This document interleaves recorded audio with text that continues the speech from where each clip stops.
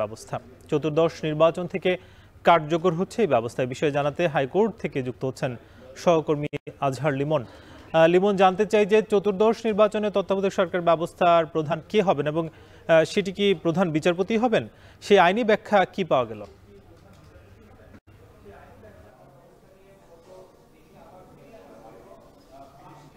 সাকিব, আপনি একটা দারুণ প্রশ্ন করেছেন। সেটি হলো যে এখন তত্ত্বাবধায়ক সরকার ব্যবস্থা কিন্তু আবার পুনর্বহাল হলো।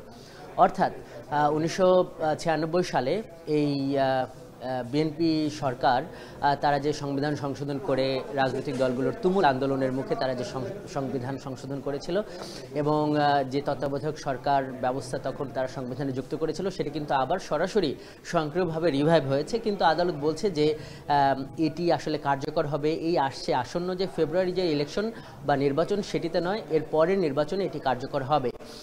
যেহেতু এখন পর্যন্ত এই আগের তত্ত্বাবধায়ক সরকারের যে ব্যবস্থা সেটি এখন পর্যন্ত সংবিধানে আছে, সেহেতু যদি কার্যকর হয় এখন পর্যন্ত এটি বলা যায় যে একটা বাধ্যবাধকতা আছে তত্ত্বাবধায়ক সরকার নিয়োগের ক্ষেত্রে, যে বিচারপতিদের মধ্যে যিনি সবশেষ অবসর গ্রহণ করেছেন প্রধান বিচারপতি, তাকেই তত্ত্বাবধায়ক সরকারের প্রধান উপদেষ্টা হিসেবে নিয়োগ দেবেন রাষ্ট্রপতি।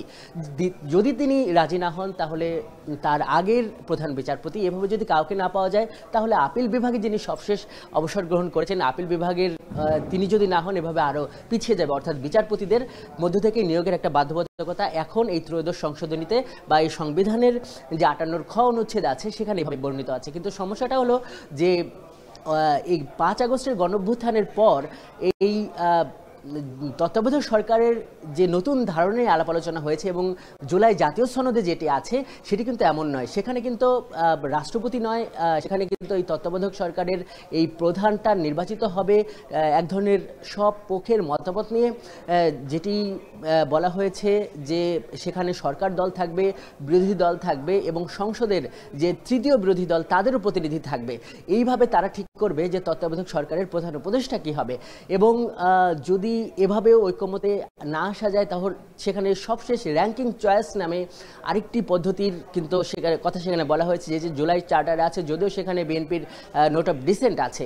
তো যেটি স্পষ্টতই এখানে একটা জটিলতা এখনও আছে সাকিব, সেটি হলো যে তত্ত্বাবধায়ক ফিরেছে, কিন্তু এই তত্ত্বাবধায়ক কি 14 সালের যেটি বলা হচ্ছে চতুর্দশ যে সংসদ নির্বাচন, এর পরবর্তীতে সংসদ নির্বাচন, এই ফরমেশন বা এই গঠনের তত্ত্বাবধায়ক সরকার নাকি যেটি সংস্কারের আলোচনা হয়েছে জাতীয় ঐক্যমত্য কমিশন বা জুলাই জাতীয় সনদে হয়েছে সেটির তত্ত্বাবধায়ক সরকার, সেটি কিন্তু এখনই বলা যাচ্ছে না। কারণ এইগুলো কিন্তু গণভোটে যাচ্ছে। গণভোটে যদি জিতে যায়, অর্থাৎ এই জুলাই সনদের পক্ষে যদি মতামত আসে, তাহলে কিন্তু ওই জুলাই সনদ অনুসারে তত্ত্বাবধায়কের নতুন যে কাঠামো সেটি কিন্তু সংবিধানে অন্তর্ভুক্ত হবে।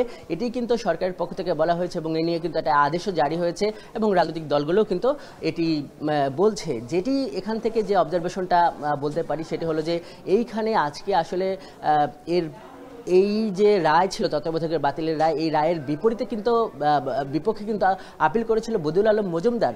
উনি কিন্তু একজন নির্বাচন বিশেষজ্ঞ বা মানবাধিকার কর্মী এবং ওনার যে আইনজীবী শরীফ ভুইয়া উনি ছিলেন, কিন্তু এখানে কিন্তু ইন্টারভিউনার হিসাবে বা আরও এখানে এই যে মামলাতে আসলে আরও যুক্ত হয়েছেন বিএনপি এবং জামাতের যারা আইনজীবী, তারাও যুক্ত হয়েছেন। এবং যেটি আমরা দেখেছি যে এখানে কিন্তু বিএনপি জামাত সব পক্ষের কিন্তু এক ধরনের একটা ঐক্যমত আমরা এখানে দেখেছি এবং তারা সবাই বলেছে ওই রায়টি ছিল বিচারপতি আবুল খায়েরের যে রায়টি ছিল রাজনৈতিক এবং কলঙ্কিত, যেখান থেকে আবার গণতন্ত্রের পথে যাত্রা শুরু হলো। তো এই ছিল সাকিব আমার কাছে এই আদালত থেকে সবশেষ। তত্ত্বাবধায়ক সরকার ব্যবস্থা ফিরেছে সে খবর জানাচ্ছিলেন আজহার লিমন। আরএফএল ওয়াটার পাম্পের অটো থার্মাল